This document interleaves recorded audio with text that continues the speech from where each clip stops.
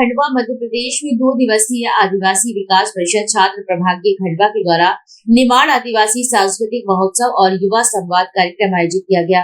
जनजातीय लोक संस्कृति एवं जनजातीय लोक प्रतिभा कार्यक्रम 2026, जिसमें प्रदेश की विविध जनजातीय परंपराओं और प्रतिभाओं को रंगीन मंच प्रस्तुत किया गया है।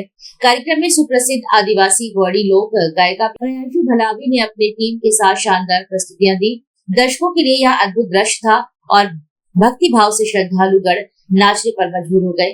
इसी श्रृंखला में गौड़ परंपरा पर आधारित फैशन शो में विशेष रूप से नागपुर से आई पूनम आदिवासी की टीम ने प्रदर्शन कर पारंपरिक गणवेश में दर्शकों का मन मोह लिया और सिवनी जिला का प्रतिनिधित्व कर रही चंचल बरखड़े की टीम ने एक से बढ़कर एक पारंपरिक वेशभूषा में नृत्यों की शानदार प्रस्तुति दी।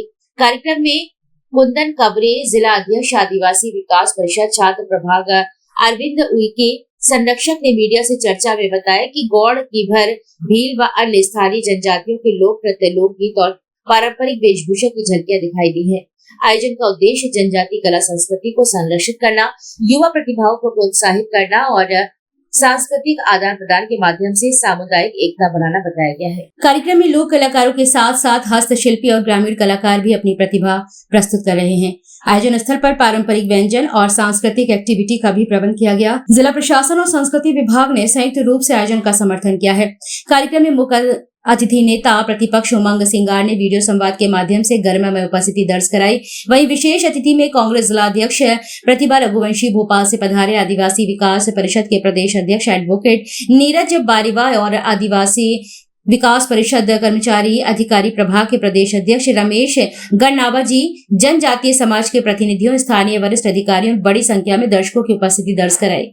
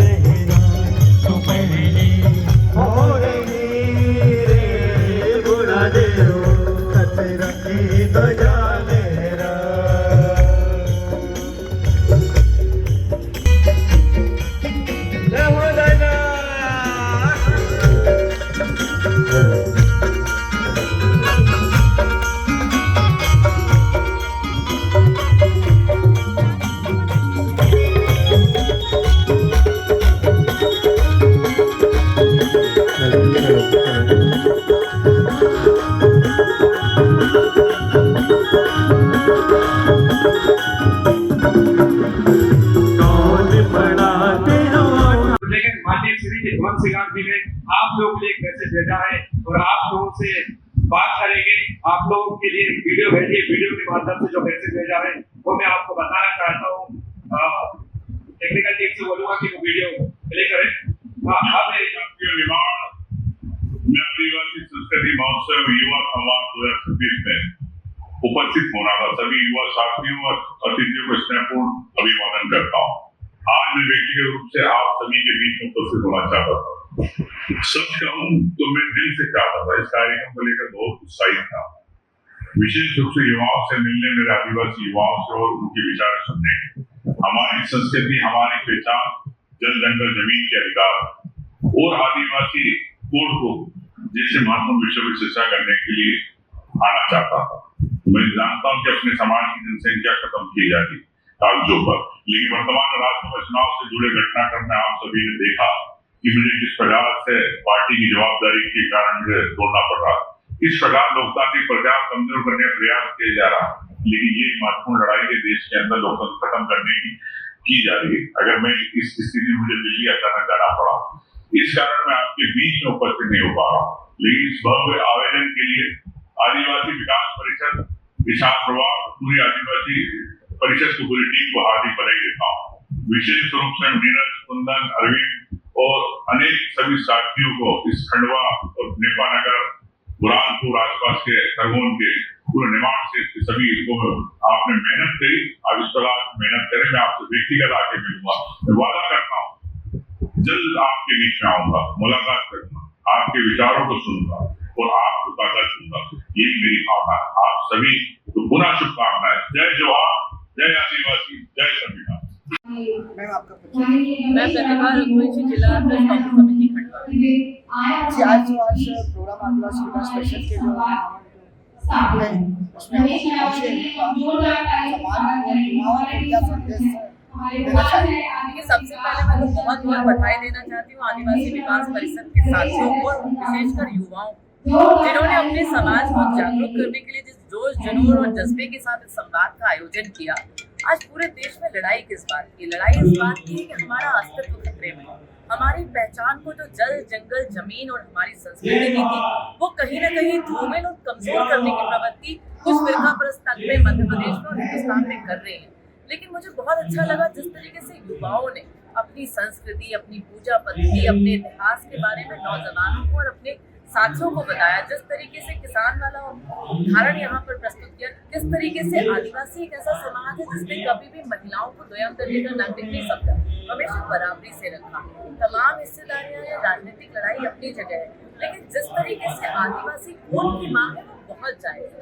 यदि किसी को जो सरकारें होती है वो जब योजनाएं बनाती है समाज को लेकर, तो समाज का प्रतिनिधित्व सरकार के पास आंकड़े ही नहीं होंगे कि कितने प्रतिशत वो लोग हिंदुस्तान में है, तो उनके विकास के लिए किस तरीके की योजनाएं काम करें। तो बहुत ही जायज मांग, बहुत ही सार्थक और मुझे लगता है बहुत ही सत्यता के साथ जिस तरीके का खुला संवाद हमारे नौजवानों ने किया, ये बधाई का पात्र है। और भविष्य में पूरी कांग्रेस पार्टी, उमंग भैया इनको नेतृत्व कर रहे हैं, लेकिन हम सब भी इनकी लड़ाई पूरी ताकत से हर जगह लड़ेंगे। जहाँ भी इनके साथ संवाद की जरूरत है, आदिवासियों को किस तरीके से पूरे देश में जो इनका जंगल काटा जा रहा है, जो मूल पहचान थी, जो प्रकृति पूजा ये करते थे, लेकिन आज किस तरीके से इनका दोहन हो रहा है। न्यामगिरी के जंगल से शुरू हुए और किस तरीके से आपने देखा हमारे मध्य प्रदेश में भी और अंडमान निकोबार में जो मेन पहचान हमारी आदिवासी साथियों की थी, उसको ही खत्म करने पर कुछ सरकारें, भारतीय जनता पार्टी की उतारू हो रही है, जिसका हम राजनीतिक पटल पर विरोध करेंगे। लेकिन मुझे अच्छा लगा कि तमाम नौजवान अपने हक के लिए जागरूक हैं और पहल कर रहे हैं। मैम, जैसे तो आपने एक मंच साजिश की है कि भगवान क्या है, प्रकृति के, इसमें आपका क्या कहना है? देखिए, भगवान क्या होता है? पंच तत्व है, भूमि है, आकाश है, नीर है, वायु है, जल है। लेकिन मैं आपसे पूछना चाहती हूँ, आप मीडिया के लोग तथाकथित इस देश में अपने आप को हिंदू धर्म का उपासक और सर्वसर्वा मानने वाले, इनके कार्यकर्ताओं से डरे कभी भगवान और ईश्वरीय अवतार के बारे में आप पूछ लीजिए तो नहीं बता पाएंगे। ये जो धर्म की लड़ाई आप लड़ रहे हो, पहले उसको समझते हो। इस इंसान में तो सब कुछ समाहित है। ये पंचभूत से मिला हुआ हमारा शरीर, शिव एक अलग रूप है, वो अवतार थे, लेकिन भगवान कौन थे? यही अग्नि थी, यही वायु थी, यही नीर था, यही जमीन थी, यही जंगल। लेकिन क्या इसको इस देश में आज के नौजवान साथियों पे पहुंचा पाए? शायद नहीं। तो लड़ाई इस बात की है कि अपने अस्तित्व को पहचानिए और जिस धर्म की लड़ाई आप लड़ रहे हैं, पहले उसके मूल मंत्र को समझिए। हिंदू धर्म से विस्तृत और महान तो कोई धर्म ही नहीं है जिसने कभी आपको बंधनों में नहीं बांधा, जो हर एक की उपासना करने की स्वतंत्रता देता है। तो मुझे लगता है अपने धर्म को श्रेष्ठ बनाकर किसी और के अस्तित्व को खत्म करना, ये इस देश में जो लड़ाई चल रही है उसके लिए कांग्रेस पार्टी की। जैसा कि मैम आज जो हमारे गृह मंत्री जी, जो आज हमें आदिवासियों को वनवासी कहा जाता है, लेकिन मूल मालिक होने के बाद उनको वनवासी क्यों कहा जाता है? देखिए, जो आज उनका मैंने पहले भी कहा, वनवासी कहकर ये आपके अस्तित्व को नकारना चाहते हैं। वनवासी कौन है? वनवासी कहकर एक जगह आपको एक भगवान का उपासक बताया जाता है कि आप इनको पूजो। वन में रहने वाले और आदिवासी में जमीन आसमान का अंतर। पहले इस अंतर को समझना पड़ेगा। जनगणना में वनवासी करके आपके जंगल छीन लिए जाए। मालिकाना हक जिस जंगल पे आदिवासी को दिया जाता है, वो हक वनवासी कहकर तब करने चाहते हैं। तो पूरी सोची साची समझ के तहत हमारे गृह मंत्री वनवासी की संख्या के आड़ में इस देश में आसीन जो आदिवासी हैं, इनकी जमीनों का जो हक है उसको खत्म करना चाहते हैं। भूमि अधिग्रहण की लड़ाई कांग्रेस पार्टी ने बहुत ताकत से लड़ी थी। जब वहाँ धराशाही हुए तो नई शब्दावली लाकर कैसे जंगल से आपको बाहर करें, इसकी लड़ाई। मैडम, एक क्वेश्चन हो रहा है कि जैसे कि आरक्षण पे अपन बात करें तो क्या आरक्षण की जरूरत अभी भी है? इस देश में आप एक गांव में चले जाइए और रात गुजारिए उस गांव में, आपको खुद अपने प्रश्न का उत्तर मिल जाएगा। सर आपका परिचय। हाँ, मैं रमेश गनावा हूँ और मध्य प्रदेश आदिवासी विकास परिषद में हमारे दबंग पढ़े लिखे और एंग्री यंग लीडर हैं माननीय उमंग सिंगार भैया। उस आदिवासी विकास परिषद में मैं अधिकारी और कर्मचारी प्रभाग का प्रदेश अध्यक्ष हूँ।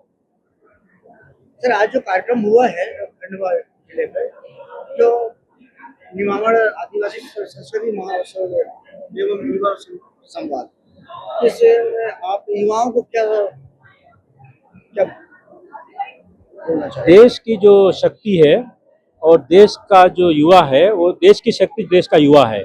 और हमारे जो आदिवासी युवा हैं, उन आदिवासी युवाओं से भी हम ये संदेश लेके आए हैं कि उनके अंदर में जो शक्ति है, जो एनर्जी है, जो ताकत है, जो ज्ञान है, उस ज्ञान को अंदर से बाहर निकालें और हमारी प्रकृति के लिए, जल जंगल और जमीन की रक्षा के लिए, शिक्षा के लिए आगे आएं और देश को बनाने में अपना योगदान देंगे। सर जैसा कि आज उमंग सिंगारी जी का आने का था लेकिन वो आए नहीं और फिर उनका वीडियो दिखाया गया, इससे उन लोगों ने एक नया संदेश दिया है कि युवाओं के लिए। तो आप युवाओं को क्या संदेश देना चाहेंगे प्रदेश कर्मचारी संघ में? युवाओं का ये संदेश है, पढ़ें, बढ़ें, साथ साथ समाज की जो समस्याएं हैं उन समस्याओं को आगे करें और जो आपका जो आदिवासी कोड चल रहा है उस क्षेत्र में भी काम करें, जिससे कि आदिवासी एक रहें, विभाजित ना हो। जैसे हम कह रहे हैं ना, एक तीर एक कमान, आदिवासी एक समान, इस पे भी वो काम करें। सर जैसे कि भगवान बिरसा मुंडा जी है, जैसे कि भगवान मंदिर वाली बात भी आई, हिंदू धर्म वाली बात आई, लेकिन हम प्रकृति को पुजारी है, तो प्रकृति के कैसे भगवान का विमोचन जो है? नहीं, मतलब प्रश्न आपका तो समझ को आपने माना है वो भगवान है, ये इंसान का व्यक्तिगत मामला है। जिसको आप अपने पिताजी को भगवान मान लोगे तो वो भगवान हो गए, ठीक है। ऐसे ही आदिवासियों ने जिनको भगवान माना है तो भगवान रहेंगे। जैसे हिंदू धर्म जो कोड कालम है अभी तक के आदिवासियों को नहीं मिला, तो इसमें क्या कहेंगे आप? वो यही तो हमारी मांग है कि हिंदू एक धर्म कोड है, सिख का भी धर्म कोड है, जैन का भी है, ईसाई का भी है, मुसलमान का भी धर्म कोड है, और जनगणना में जो है आदिवासी धर्म कोड कहीं नहीं। जैसे आपको लिखा आप क्या हो, हम आदिवासी हैं, ठीक है। और आप जानते हैं कि आदिवासी का प्रारंभिक रूप से कोई धर्म नहीं रहा, प्रकृति के पुजारी रहे। समय के साथ साथ कई जो समाज के आदिवासियों ने अलग अलग अपने जो है धर्म को माना है, परंतु उनके रीति रिवाज एक समान है, ठीक है। इसलिए कि आदिवासी का रीति रिवाज एक है तो सब एक है, इसलिए हमारा जो कोड है वो आदिवासी कोड है। यही मांग है और यही हम सबसे आग्रह भी कर रहे हैं कि आप उसको लिखाओ। जैसे कि एक हमारे गृह मंत्री साहब जी हैं, जो अमित शाह जी ने एक आदिवासियों के ऊपर एक टिप्पणी की है कि वो वनवासी हैं, तो उसके बारे में आप क्या कहना चाहिए? देखो, हम तो आदिवासी कहते हैं, सभी लोगों को हम कहते हैं आदिवासी। अब कौन क्या कह रहा है उसके बारे में तो हम नहीं कह सकते हैं, और जब हम आदिवासी हैं तो हम अपने आप को आदिवासी कहेंगे। जैसे वनवासी संगठन भी चल रहा है, सब लोग सेवा कर रहे हैं, तो सेवा करने में बुराई नहीं है, आगे बढ़ाएं लोगों को, है ना। बड़े बड़े पदों पे बिठाए, ठीक है, तो बड़े पदों पे बिठाए, आगे करें, उनको भी मौका दें तो और अच्छा रहेगा। खंडवाओं को, युवाओं को जो इतना अच्छा कार्यक्रम हुआ, तो खंडवा के युवाओं के लिए आप क्या सराहनीय? तो मैंने बता तो दिया, या क्या सराहनीय काम किया। हाँ। युवा जागरूक हैं, युवा अपनी बात रख रहे हैं, युवा आगे बढ़ रहे हैं, और नए नए लड़के, नए नए युवा पैदा हो रहे हैं, उनको भी शिक्षित करें, प्रशिक्षित करें और आगे बढ़ाएं। मेरा नाम एडवोकेट नीरज बारीवा है, मैं प्रदेश अध्यक्ष हूँ आदिवासी विकास परिषद छात्र प्रभाग से। सर आज के जो निमावड़ आदिवासी संस्कृति महोत्सव एवं युवा संवाद हुआ, इसमें आपको कैसा लगा कि आप प्रदेश अध्यक्ष हैं, इसके बारे में आप बच्चों को क्या शिक्षा देंगे? जैसा कि मैं पहले बताना चाहता हूँ कि जो प्रोग्राम आज हुआ है तो उसका मैं मतलब कि प्रोग्राम के पीछे उद्देश्य क्या था। हम ये बोलना चाहते हैं कि मध्य प्रदेश में लगभग 55 जिले हैं और हर 10 किलोमीटर में भाषा बदलती है, हर 10 किलोमीटर में बोली बदलती है, हर 10 किलोमीटर पहनावा बदलता, संस्कृति बदलती है। इसीलिए मध्य प्रदेश के अंदर 20 जिले हैं जो कि आदिवासी बाहुल्य हैं, और हालांकि 89 विकास खंड हो और 47 विधानसभा हो, उसमें आदिवासियों को बोलबाला ज़्यादा है। तो हमारा ये निमाड़ में जो भील और भिलाला जो समुदाय है उसका यहाँ पर बोलबाला ज़्यादा है। जैसा कि हम देखें 14 जिले जो हमारे हैं, बालाघाट और छिंदवाड़ा या फिर जो ले लें, वो गोंडवाना पट्टी है। तो इसीलिए हमारा ये कहना था कि जब हम कहते हैं एक तीर एक कमान, सारे आदिवासी एक समान, तो हम इस बात को साबित करने यहाँ पर निमाड़ की धरती पर आए हुए हैं। आदिवासी विकास परिषद आया हुआ है कि जो निमाड़ आदिवासी संस्कृति सम्मेलन जो हुआ है और युवा संवाद 2026, ये हमारे समाज के जो अभी एजुकेशन कर रहे हैं, पढ़ाई कर रहे हैं और कुछ नौकरी में लग गए हैं और कुछ तैयारी कर रहे हैं, इन सबको प्रोत्साहन करने के लिए, आगे बढ़ाने के लिए ये संवाद किया गया था कि एक दूसरे की मत जान सके, एक दूसरे को समझ सकें और जहाँ किसी की ज़रूरत पड़े वहाँ एक दूसरे के लिए खड़े हो सकें।